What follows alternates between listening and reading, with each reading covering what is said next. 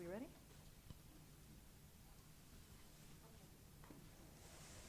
Hello, everyone. Thank you to those of you who braved the indoors on a sunny Brussels afternoon amid all of the election events going on. This is not an elections event. We are here to talk about banking crisis, which I get excited about.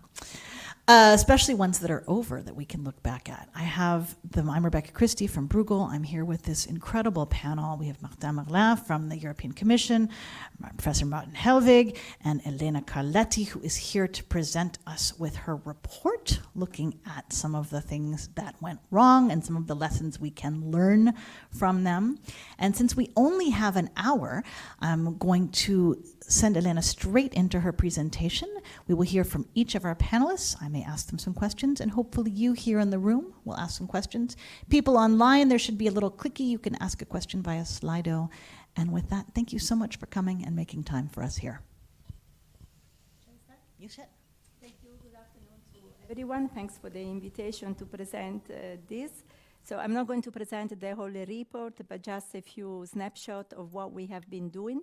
So the report is this annual report that the IESE Banking Initiative and Javier Vives in particular does every year with the CPR on banking topics. And this year the report is entitled Banking Turmoil and Regulatory Reform, and it was joined also with the Viral Acharya from NYU and Fernando Restoy from the BIS. So the report contains 3 chapters. One is on the boom and bust in uninsured bank deposit and policy response, not police response. That is a nice typo, actually. Then on prudential regulation, accounting, and supervision, which is what I want to focus on today. And then there is a last chapter on lessons for bank failure management that concern more bank resolution and more the discussion about 81 and everything, in particular trigger from the Credit Suisse debacle last year.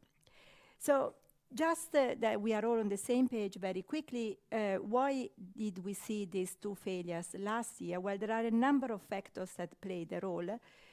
I think it's fair to say that there was a poor risk management, internal control system, and governance within the banks, but also from the outside in terms of the environment they were living in. There was clearly flaws in the regulatory design and weak implementation of global standards, in particular relative to the US, because Basel III has not been applied fully in the United States.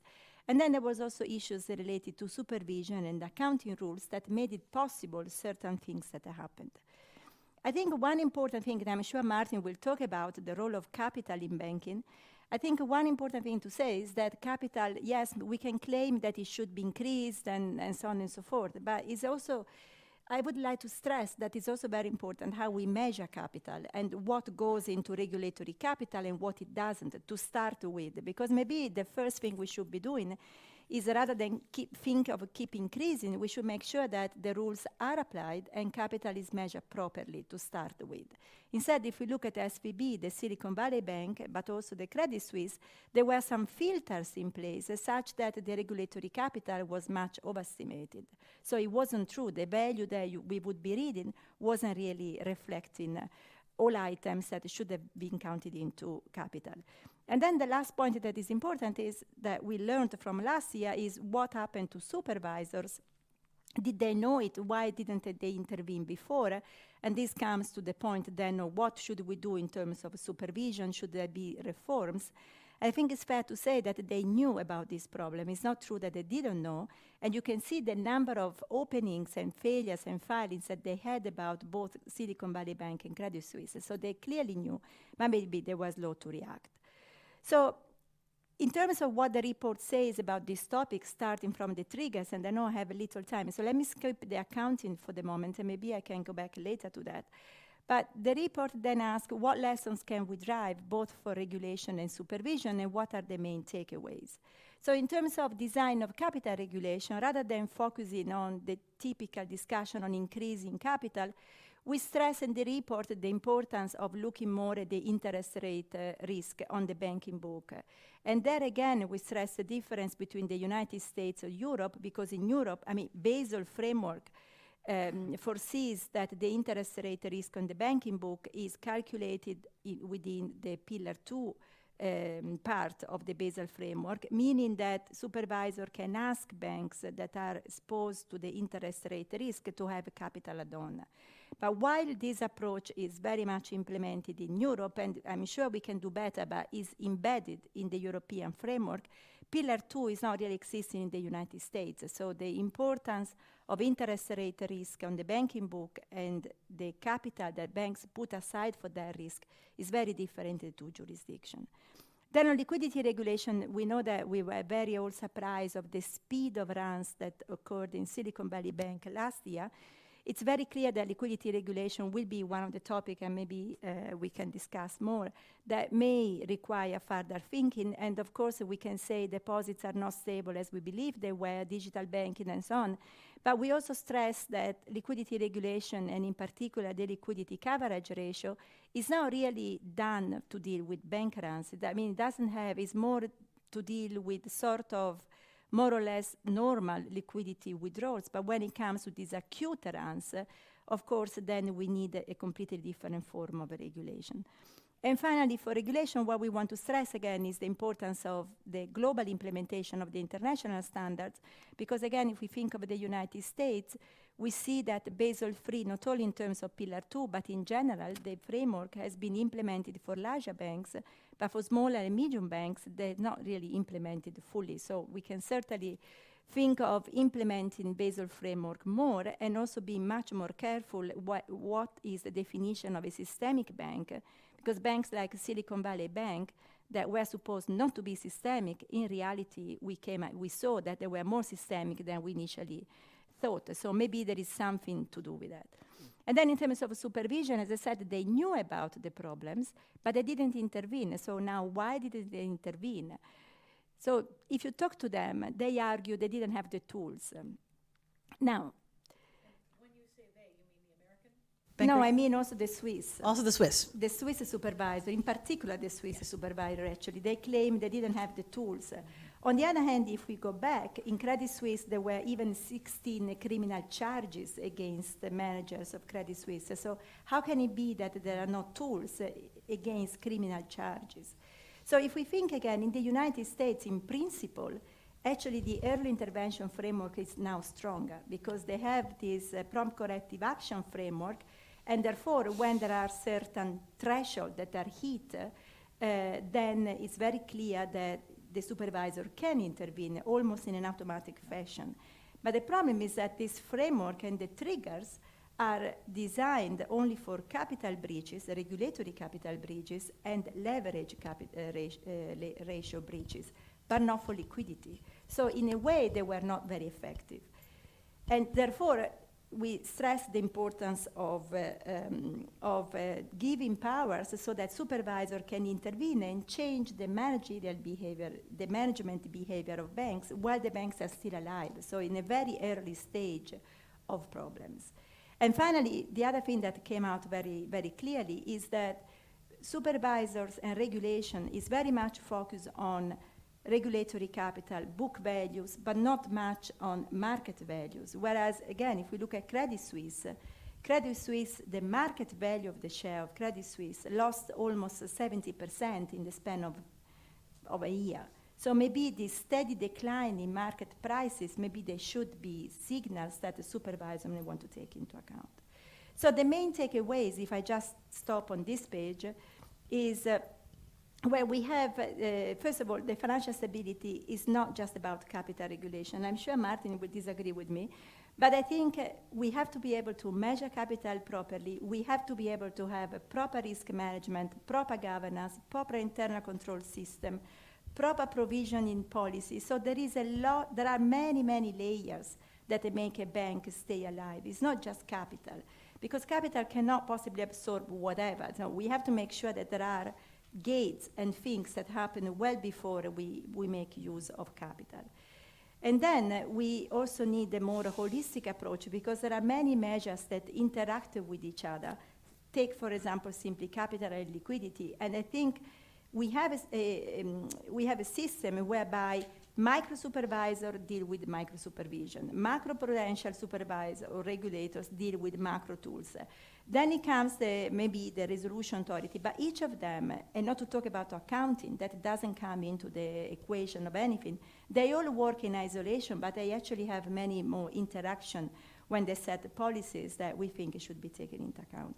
And finally, enforcement, so the enforcement of global standards, the enforcement that can go through supervision, is as important as the design of regulation itself. You can have the best rules on the planet, but if you don't implement them and you make sure that the enforcement is strict enough, then there is no point in having the rules, basically. So it's a little bit of a simple point, but the crisis really showed the importance that rules have to be enforced.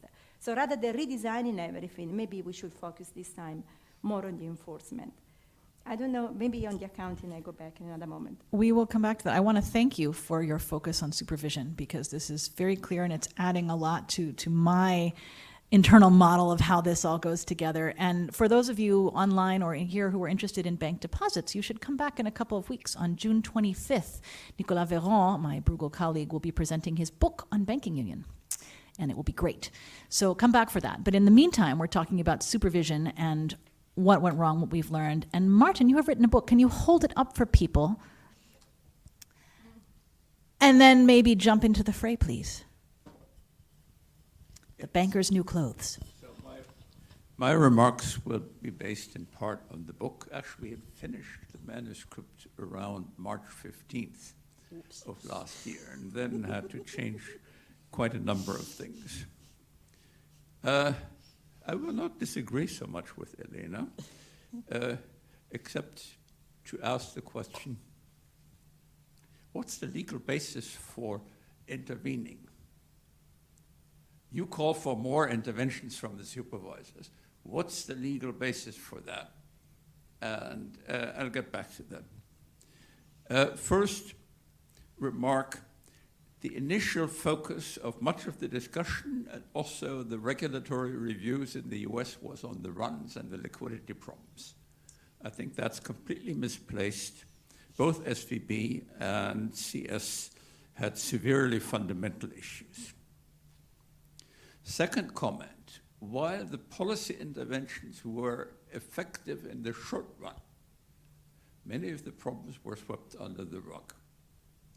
For the regional banks, estimates of unrealized losses were on the order of $1.5 to $2 trillion. And those didn't disappear just because those banks got liquidity loans at 5% from the Fed. If you get a liquidity support at 5% and you earn 1.5% on those assets, you're still in trouble, as we know from the SNLs in the 80s. As for Credit Suisse, that's a very long story. One lesson that we should draw from it is too big to fail is still with us. And I don't think that this is a matter of remedying small things. The basic problem of cross-border coordination of authorities in resolution of such an institution is unsolved, and I believe unsolvable. The problem of providing liquidity to an institution in resolution, in particular when multiple jurisdictions are involved, and the question is who provides the public backstop, is also by and large unsolved. In the European BRRD, it's not even mentioned. And then there are the politics of all this. The final comment on threats for the future, hubris. In 2010, I asked a person from Credit Suisse, how come you were not involved in subprime and UBS was? Well, we had a near-death experience in 2001, and after that we were extremely cautious. UBS had a near-death experience in 2008, and after that was extremely cautious.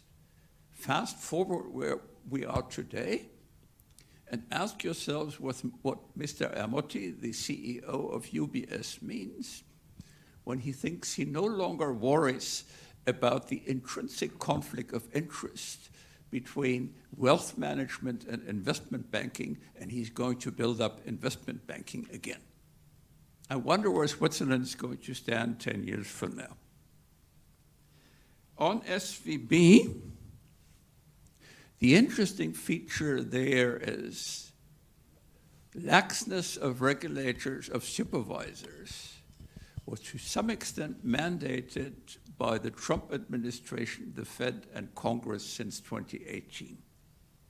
But the actual insolvency was evident from the numbers they published in September 22.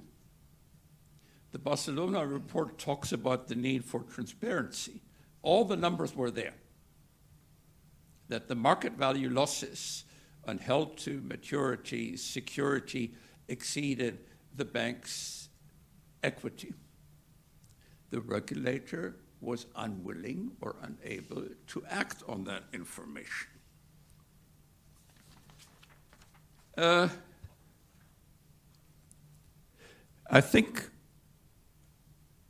definitely agree with the proposition that we need to take much more account of interest rate risk. In HTM securities, held to maturity securities, as well as others. I'm wondering whether the exemption of such securities from fair value accounting rules makes sense, or whether we shouldn't really move away from that. Analysis of Credit Suisse, according to an account by a Swiss journalist, unfortunately only in German. The disaster started with decentralization in 2015 when Mr. Thiam, a specialist from the insurance industry, took over as CEO and said, decentralization is wonderful. That was allowed by the supervisor. And that meant that the center of CS had no information about risks taking decentrally. And the supervisor didn't either. So in 21, there were the two scandals, Archegos and Greensill. In the case of Archegos, according to the Swiss supervisory report, loans to Archegos amounted to more than 50% of Credit Suisse Group's equity, which is far more than twice what's allowed by the rules, and nobody looked at this. There was dubious accounting. The final run, in my view, was triggered not by SVB, but by the publication of the annual report for 22, with a week's delay, which was acknowledged to be due to disagreements with US authorities about what should be in the report. And the report contained an interesting set of, what should I call it, information, pieces of information. One, we have looked at lines of business one by one and found no reason to make any write-down. Two, we do not have any effective control over individual unit reporting. That sentence had been put in at the insistence of the US authority. And then there was the fact that the group accounts under IFRS had more than twice the equity than the parent companies, the parent bank's accounts under Swiss accounting rules. And the difference was, under Swiss accounting rules, they had written down the values of their participations in different units. Another piece of information, the bank had lost customers in wealth management and deposits worldwide. It had a substantial reduction in revenues, and hardly any reduction in costs. And the announced cost cutting was less than the reduction in revenues, so it seemed clear that this was a management that didn't know what it was doing. Equity probably was still positive, so in contrast to SVB, they were not insolvent. But if one piece of data says equity is 20 billion and the other says it's 40 billion, you wonder, what are the lessons there? Full agreement with Elena. Supervisors must have a hands-on Pillar 2 supervision. Now, if you look at the Swiss law doesn't allow that. The Swiss law treats Pillar 2 supervision as a matter of verifying whether the bank satisfies equity and liquidity indicators. No ability for the bank to intervene if they think, for instance, a business model is too risky. I don't know, I have not seen that they are actually proposing to change that. That brings me to the question of equity. The claim of the Swiss authority was we could not intervene unless we declared a point of non-viability, and that would have been a total disaster. If one wants to intervene before, one needs to have a legal reason.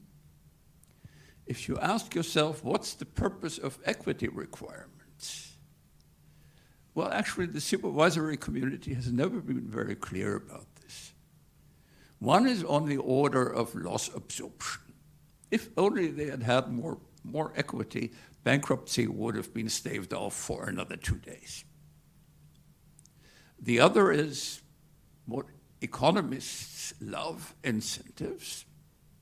But then there is one that I think we also need to think about, which I actually brought up in 2010 already, so it's not just with hindsight that I proclaim it here. If you have a significant equity requirement that provides a legal basis, so violations of that provide a legal basis for the supervisors to step in without any legal conflict about whether they're in their right to be stepping in. So this gets to my first question. You need a legal basis for that. And in case you're wondering why I'm insisting on the legalisms, in the case of Switzerland, there has been an ongoing litigation about a mandate from the supervisor against PostFinance about the maturity attached to deposits.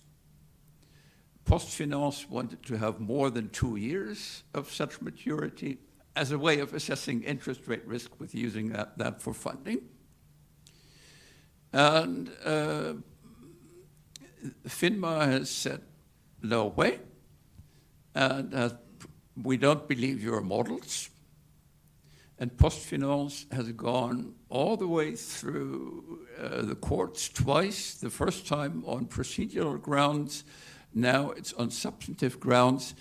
Do you have the right to prohibit us from using our model for determining the maturity of deposits to be assessed in, etc.? My anticipation is that the highest federal court will actually rule in favor of the bank. So when we talk about the need to strengthen supervision, we very much need to think about the legal basis for that. And there, I think equity plays a big role. This is so interesting. I'm very intrigued by the way you bring up different supervisors. You mentioned the US supervisors in the Swiss bank. And this idea of supervisory discretion, the US certainly has always made the case that if they set the level high enough, they shouldn't have to come in and do add-ons. And Elena, you're saying, well, it wasn't working, and if the supervisors don't come in and do more, this isn't great. And then Martin, you're saying, what about the models, which of course the US doesn't like the models, and yet everybody is interconnected. So Marta, can you tell us a little bit about what you remember during the event and then what you think the lessons learned are now? Yes, well, in terms of the lessons, I very much agree with what was said, and in particular, I agree with the slides presented by Elena. We have broadly the same assessment. I think the crisis or the turmoil is a stark reminder that banks are inherently fragile. They can be fragile in a classical way because the economic environment changes. Interest rates go up, for example, and this can create serious distress in some banks. But they can also be fragile in new ways, and I'm thinking here of the speed at which bank runs can take place in the digital age. So we've seen mismanagement of basic banking risks in this turmoil, notably interest rate risk and asset liability management. Corporate risk culture was an issue. We had also extreme business models. We have seen, and I very much agree with this, and this is maybe the key point for us, inefficient supervision. We need supervisors with teams that are sufficiently staffed, and they need the powers and the tools in order to address deficiencies identified in banks. And this was crucially missing, at least in one of the cases. So I very much agree with Martin that the legal basis for supervisors to act needs to be sufficiently robust. One question, though, here is what to do when supervisors are confronted with flawed business models or corporate cultures within banks that lead to too much risk-taking. So you can be confronted with a bank that meets all the prudential requirements that need to be met, but the supervisor sees that the business model is flawed, and it may come back to haunt the bank one day, and the culture is not right. What to do in such circumstances? I'm not sure that we have the responses to that. Another key point for us, and this was briefly touched upon by Elena, we need the right scope of application of the Basel standards. SVB would have been captured as a systemic bank in the EU, in the banking union at least, and it would have been subject to stringent SSM supervision. Of course, it would have had to apply the full Basel standards, because we apply the Basel standards to all banks and not only to the systemic ones. So this is a key difference, and I think all jurisdictions in the world need to have a look at the scope of application of the Basel standards within their jurisdiction to make sure that they get it right. Ideally, we would want everyone to converge towards the Basel standards, but at least those that can lead to contagion risks, to spillovers, and that can create systemic stress in the system as a whole, those need to be subject to the right standards. That's absolutely key. And what we have seen also with SVB is an internationally active bank that was not subject to Basel standards. We always say the Basel standards are at least for the internationally active banks, but in this case, SVB, even though it didn't have lots of operations outside the US, it had a few operations outside the US, and it didn't have to apply the Basel standards. So application of the NSFR, of the LCR, I think would have gone a long way towards addressing the problems that finally erupted. From our perspective, maybe we need some targeted changes to the existing standards, and clearly technical work needs to be underway on liquidity, on the treatment of interest rate risks in the banking book, and also on what to do with AT1 instruments, notably in a going concern scenario. Can we rely on AT1 instruments or not? So all these questions need to be asked. But if amendments are needed to the Basel standards, we think they should be, in principle, very, very targeted. The issue being more for us really an issue of risk management, supervision, and the need to have proper application of the Basel standards. I'll stop here. Maybe we can discuss resolution aspects afterwards if you wish. I really appreciate that framing, and it's a core question. Who is a cross-border bank, and how does that fit together? Elena, would you like to respond to some of the things? Can I go back a second to my slides? Would you mind putting them back again? I would like to go back to this issue whether Silicon Valley Bank was actually insolvent or solvent.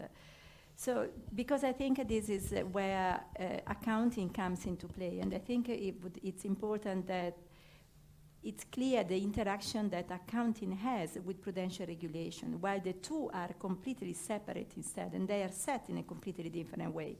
So when a bank buys a debt security, the bank can account for it, so put it in the account in three different ways. In the trading book, that means that any changes in the price then is accounted through the P&L, typical the P&L.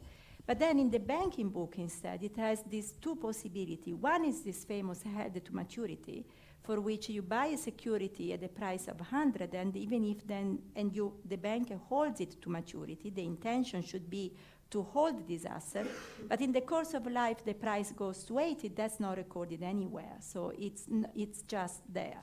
And then you have this middle category that is called available for sale, that is measured through the fair value, but it doesn't go through the normal P&L, but it goes through this other comprehensive income. So if you look at it, if you have an unrealized gain and losses, as in the case for interest rate risk, if the bank doesn't sell the security, this is an unrealized loss. In the case that is accounted in the trading, then it goes directly into the net income because it goes directly into the P&L account.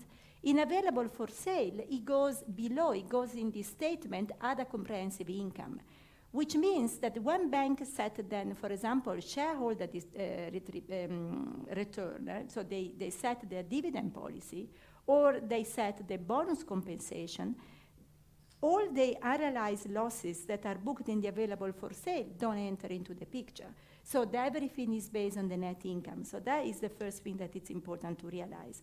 Whereas in the held to maturity is nowhere. But now it goes to Martin. So unrealized losses in the P&L affect the regulatory capital because they transform. So if the bank makes a loss, even if it is unrealized, that affects directly capital. Interesting enough, also those that are in the available for sale, so the OCI statement, even if they don't affect the shareholder distribution and bonus compensation, they should affect the capital. So why is the Silicon Valley Bank instead, where does it enter into the picture? It enters into the picture because all the bonds that the Silicon Valley Bank held in the available for sale book, because it could make use of this filter that is called AOCI filter, other comprehensive income filter, Silicon Valley Bank did not have to recognize the unrealized losses on the OCI statement into the regulatory capital. So when we say Silicon Valley Bank was insolvent, on the basis of what? So on the basis of what the bank was allowed to do, which was not to recognize the OCI losses into capital. And moreover, they didn't have liquidity regulation really to respect. On the basis of this, they were solvent. Then it's true that these unrealized losses were disclosed. So you could have made the calculation as an investor. You could have said, well, okay, although it's not entering into the regulatory capital, nevertheless, if these unrealized losses were recorded in the regulatory capital, then maybe the bank would have been in trouble. But they were allowed not to recognize them. So I think the problem there is, why do we have this filter to start with? And this filter is something, again, that the Basel III framework cancelled. So the Basel III said that there's no possibility to use this accounting filter, this prudential filter, for prudential reasons, and the US kept them, and not even kept them. In 2018, they even extended the use of this filter to even bigger banks than before. So they went completely the other way. So was Silicon Valley Bank an issue of capital and insolvency or liquidity? In my view, it very much depends on how we believe that these unrealized losses, where they should enter, whether they shouldn't enter. If they should enter into capital, then clearly yes, but they were allowed not to enter. Do you think that In terms of orders of magnitude, the losses on HTM securities were multiple Yes, on those for AFS. yes, absolutely, but the HTM is not recognized for any bank. We shouldn't single out the AOCI for available on available for sale securities, but look at the whole package. Yes, but then it comes, if I may, then it comes another reason. So the HTM unrealized losses, clearly this is true for all banks. Now, in the US, banks can move securities from trading in all these three accounts much more easily, even if they don't intend to change the reason why they hold this security. In Europe, this is much more difficult. But then the problem is the HTM that in any case applies universally also to European banks, or is the problem the AFS? So that is something that we want to discuss. Before we dive into mark-to-market too much, I just wanted to ask you, with Silicon Valley Bank, do you think the management knew of this issue and exploited it, or you think they were just bad at their jobs and this happens to be how they got through? So, I mean, I think they just had a terrible risk management because, I mean, in Europe, banks could not even go close to that, given the rules, both on this AFS security, but also liquidity regulation. If only liquidity regulation had been applied, they wouldn't have gone there. But they were without a chief risk officer for a year. They used to work all remotely, and they were very proud of being a very modern bank, everybody working in smart working. So this is what I say. Capital is one issue, but risk management, you cannot be a bank of this size without a CRO for a year. I mean, it seems like if you're a supervisor, you know, so often these rules get built planning around people who are going to on purpose try and get around the rules, and they don't. To me, Martin, maybe you have a thought, they're not really set up to catch people who are just bad at their jobs. Well, I think they should. Yeah. Do you need to change them for that? I beg your pardon? Do you need changes to make it easier to go after sort of people who are incompetent versus people who are deliberately skirting the rules? Well, I think we need a supervisory framework that is, strong enough to make sure that supervisors make sure that banks address problems that the supervisor has identified. So we need the right framework in place, and clearly, both in the US and in Switzerland, this may have been, missing. I think there is a very serious legal issue again. I mean, one answer to your question, did they know? Of course they knew. If you look at the September 30th, 2022 quarterly report, it has a byline saying fair value losses on, fair value losses on HTM securities, 15-some billion. It's written there. Yeah. And the balance sheet has the cost number. And the losses are almost exactly equal to the equity they had at that time. And that's not taking account of any other fair value losses in the bank's accounts. So they knew it. And the supervisors must have known it if they read the reports.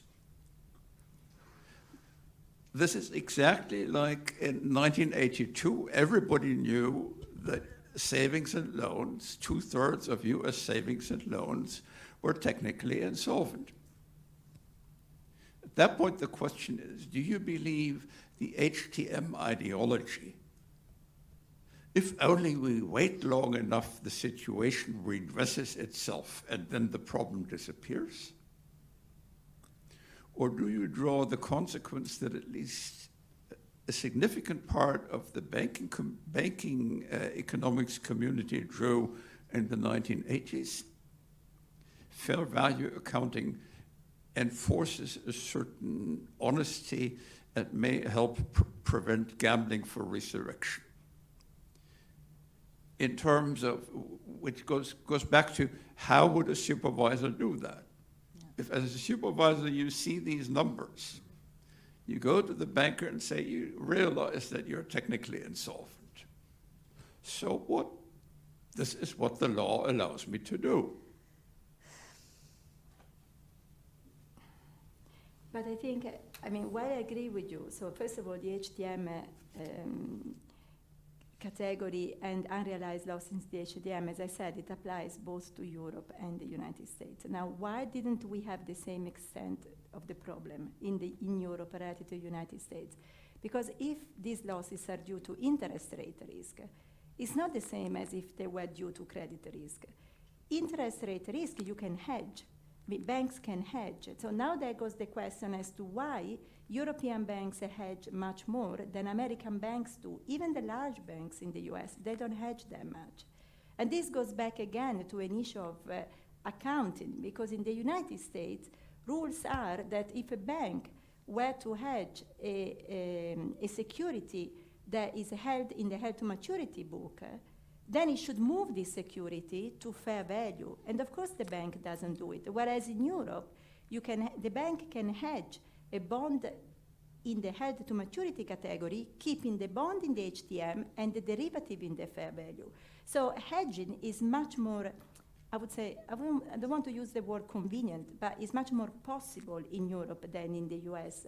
So then the question is, do you want to change the HTM? Or for interest rate risk would be enough if we would allow more hedging possibilities to banks? Because this is not a credit risk, it's a matter of temporal mismatch. But at the end of the maturity, you get the money back. So you cannot treat that as a credit risk, in my opinion. You know, we had an interesting experience with that in the 2008 crisis because of all the troubled loans where they didn't end up getting the stuff back at the end. But I digress. Do we have any questions from the audience here in the room? None at the moment. Excellent. Well, Martin, please respond. One. Oh, sorry, I didn't even see. Yes, I will come because we only have one microphone, so I will hand it to you and then I will tap someone to answer. Thanks. Then maybe just a question for Millie, for Dr. Helvig. If, let's say, the whole banking book then should be mark to market, where is actually like the threshold there? If it's mostly on securities, if the whole loan book then can be mark to market, or if that would be excessive, let's say. This question on where to draw the line then between what is recorded at amortized cost and what is instead recorded at market value. The mark-to-market question returns. Who would like to take that?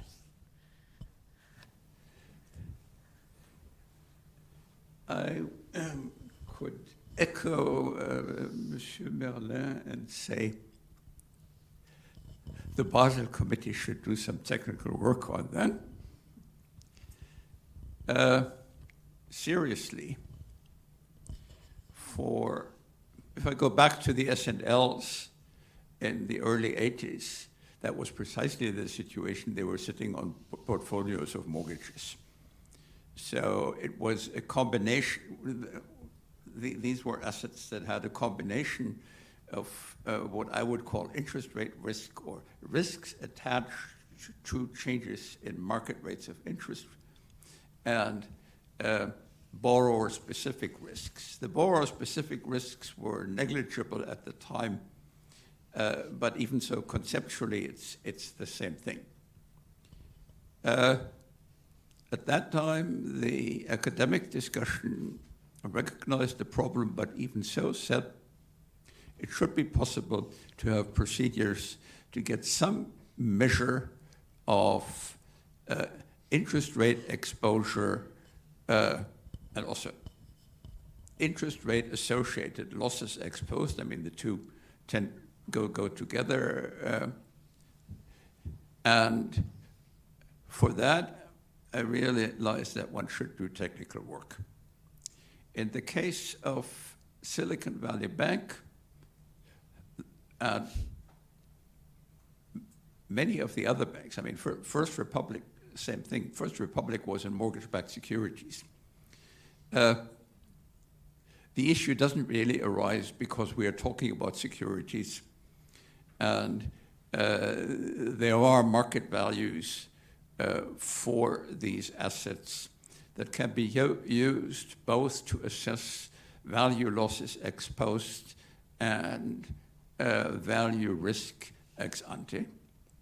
For corporate loans, or even more so SME loans, the problems are much harder at the same time. I think they may be less significant in the sense that maturities of these contracts tend to be shorter than the maturities of the securities that we've been talking about. If you ask why did the commercial banks not get into so much trouble in 1980-81 as the S&Ls, it's precisely the difference between in maturities in their books.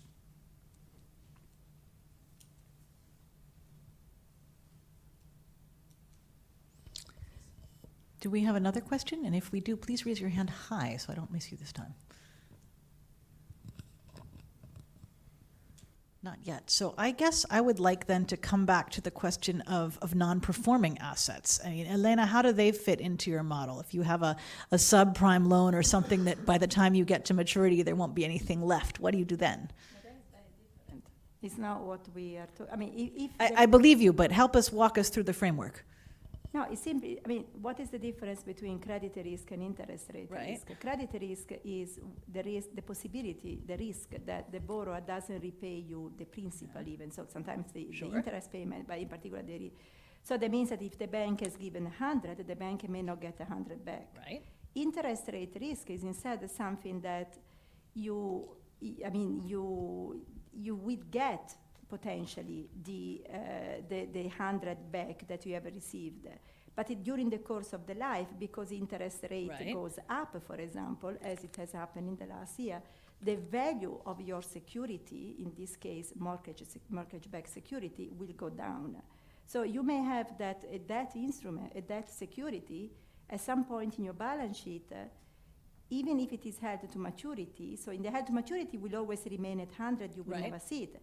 But the real value may be 80, but it may be 80 either because of credit risk, so the possibility that the borrower doesn't pay you back, which is the non-performing loan criteria. Right. So at some point you should devalue the value. Or it can be 80 because if the interest rates are high and your security is a very long maturity with a very short interest rate, then the price has gone down. But they are very different in sources of risk, in my view. But one is a secure loss. The other one is a temporary decline in price, which doesn't necessarily lead to a loss at the maturity of the security. We did see people arguing which was which during some of these crises.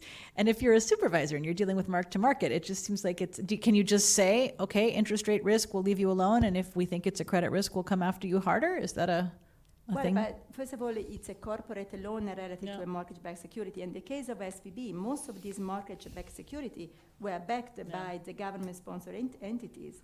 So there wasn't much credit risk in them. It was really a matter of interest rate risk because these are 20, 30 years securities. And if rates go up so much, the price falls. We have Martin Anta, and then we do have a question online. But on the other hand, on the other hand, it's a matter that At the same time, you have deposit rates, or anyway the rates on liabilities that may going up. Yeah. So then you have this mismatch, and then you pay, as you would say, pay higher rates on your liabilities than what you may gain on their asset. This is why this mismatch is relevant ultimately. But it's a very different nature of risk, in my view. Did you want to jump in, or shall I read the question? We have a question online. Thank you, online person, saying bank failures are caused by bad culture and failures in management. So, do we need to change EU law to empower supervisors to be bolder in this area of management failures?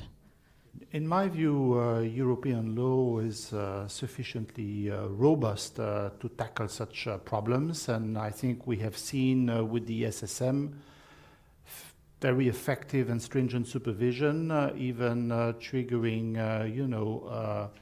changes within banks, fairly dramatic business changes. So I do think that we have the right framework in place. I'm not sure it is the case in all jurisdictions, as I mentioned before. Now, when you refer, of course, to culture, then it becomes a little bit more difficult. You know, what culture is right, what culture is not right, and how do you assess that? This leads us into difficult territories.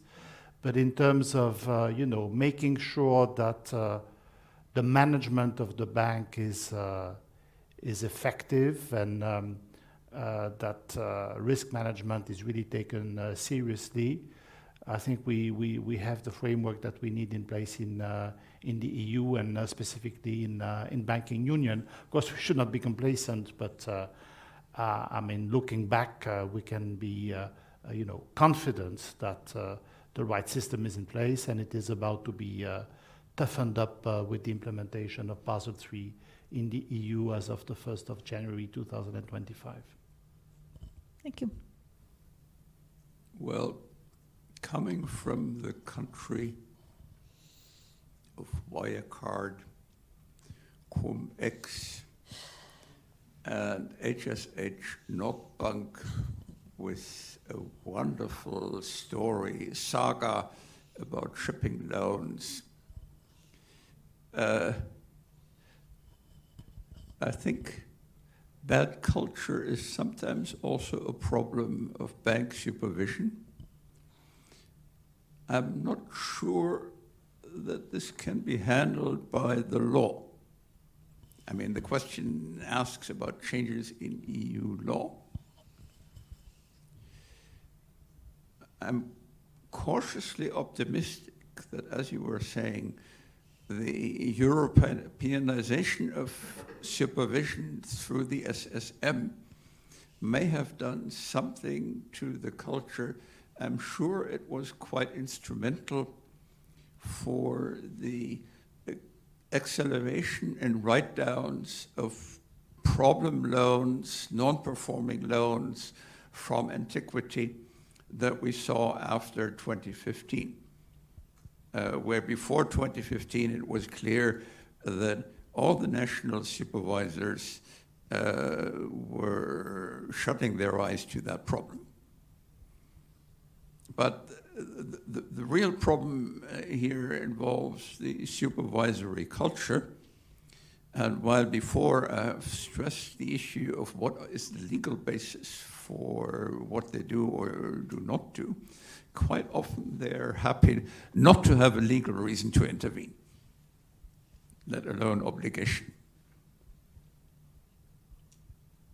So maybe, let me say, I think I would agree that the SSM culture, or the SSM way of working is very much into what is Pillar 2 ultimately, so very much into the judgment of business model, risk management, and also culture. I mean, they have now started an approach where they use psychologists even to evaluate the risk culture that banks have. So this is an approach that the Dutch National Bank has had for, I think, almost 10 years, if not more. They have been developing internally psychologists that are able, claim to be able to evaluate the risk culture in banks, and now the SSM has taken that approach and they're sending these psychologist teams to banks, and they do deep dive investigation on risk culture with the use of psychologists. Whether this then leads to something or not, I don't know, but I think it's very much on the radar screen of supervisor in Europe to focus on these softer, if we want to say, types of risk ultimately. Thank you. Marta, is there anything you would like to add, question that you wish we had asked, or something that you would like to come back to? No, we didn't touch upon resolution, and of course the turmoil is also rich in that regard. A key point that we witnessed again, because we had witnessed it in Europe as well, is the difficulty to bail in uninsured depositors because of the systemic consequences that this might lead to. And this is really a lesson that we need to keep in mind, and we need to make sure that there are alternatives to the bail-in of depositors to make sure that resolution can be effective and can have the right external financing to be successful. And this is something that we propose to address in the CMDI framework, which is not a direct response at all to the turmoil in the US. Actually, it was prepared before that. But I think we touch upon an important matter here, and I hope that it is addressed properly in the CMDI framework. We'll see what the outcome of the co-decision process is. Thank you for that. And if you're interested in bank resolution, come to the Banking Union event in a couple of weeks. It's going to be a great event, a great discussion, and the book is really terrific. Martin, any final words? And then Elena, I'll let you wrap up as we close out our hour. I was going to ask Martin a question. If it's quick, by all means. In the cases of the 2010s, state aid control has played a crucial role and has, to some extent, caused delays, to some extent caused political will. I always thought it was very useful, even though it introduced frictions. Is there any notion at the Commission that the relation between state aid control and bail-in needs to be thought through again? Well, we need to make sure that we have a competition state aid framework and a legislative resolution framework that dovetail well together. And that is certainly the goal that we have. And the agreement is first to finalize the negotiations on CMDI in the co-decision process. And once this is done, we need to take a close look at the state aid framework to make sure that the two hang together well and can be effective together, drawing notably on the evaluation that has been conducted by the Commission of how the state aid rules work in practice. Really interesting topic. We could do a whole nother event on that. Elena, thank you for sharing your report with us. Thank you for walking us through, particularly in focusing on supervision. I think that was really helpful. And what thoughts would you like to leave us with? I think one thought that I would like to leave with, and while preparing this report, was very clear to me, is the importance of accounting. And I think we normally talk about financial stability versus monetary policy, or micro versus macro prudential framework. But I think we, as economists and more financial economists, I think we should think much more about the importance of accounting. But because they are very different. I mean, the objective of prudential regulation is really about the financial stability, ensuring financial stability. Accounting rules are very much the objective is very much ensuring transparency for potential investors mostly. So the goals are very different, but the interaction between the two of them is very important. And I think much more should be done in terms of making the two speak to each other and take more into account each other when setting the rules. Thank you so much. Dr. Marlin, Martin Helwig, Elena Carletti, thank you all for coming.